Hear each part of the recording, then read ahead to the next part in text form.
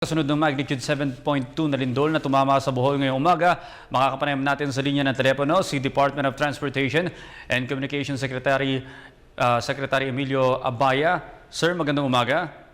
Magandang umaga. Magandang umaga si Audrey sa mga tagapakinig po natin.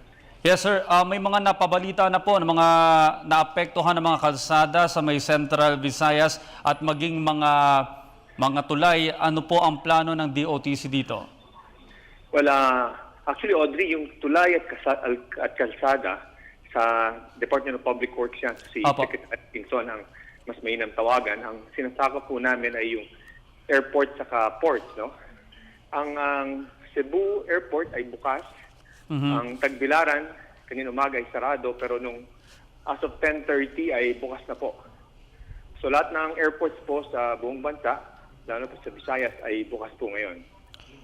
Sa mga ports naman po, lahat ng Visayas port ay bukas, minimal or no damage. Ang Tagbilaran po ang sarado ngayon. Yung pong heavily damaged, yung Fastcraft Pier ay na-damage. May mga cracks din sa deck ng Tagbilaran. So, yung mga sarado po, kailan po natin aasahan na muli itong bubuksan? Well, siguro yung Tagbilaran sa initial assessment ko matatagalan dahil kailangan nating i-repair at i-assess at i-repair yung damage po. Sir, ano po yung damage na nakarating sa report sa inyo tungkol doon sa mga binanggit nyo kanina mga paliparan? Yung sa Cebu, initially suspended, may nagsabi, may crack yung runway, pero nung in-inspect, okay naman.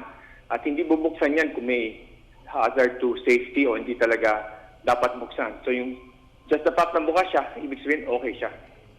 Sa Tagbilaran, may sarado kanina dahil may damage yung Air Traffic Control Office.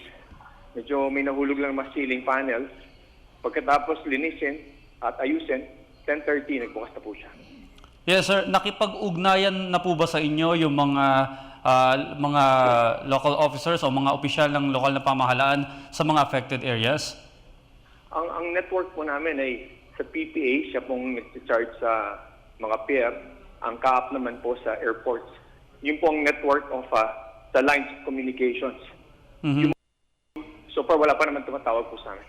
Yes sir, pero ano po ang aabangan po na aasahan po ng mga ating mga kababayan sa DOTC po, kaugnay pa rin dito sa may nangyaring lindol? Pero susubaybayan po namin yung infrastructure ng ports and airports. In-expect po natin may relief operations po yan. So far, bukas by air, ang Cebu at saka Tagbilaran. Ang challenge lang mo dyan ay sarado yung Tagbilaran port. I-assess namin kung may mga maliliit na port sa Bohol na pwedeng daanan ng relief goods po. So yun po yung magiging alternative, yung mga maliliit na port po sa may Bohol? Opo, yun ang challenge mo dyan kung yung mga barko natin ay hindi makadikit.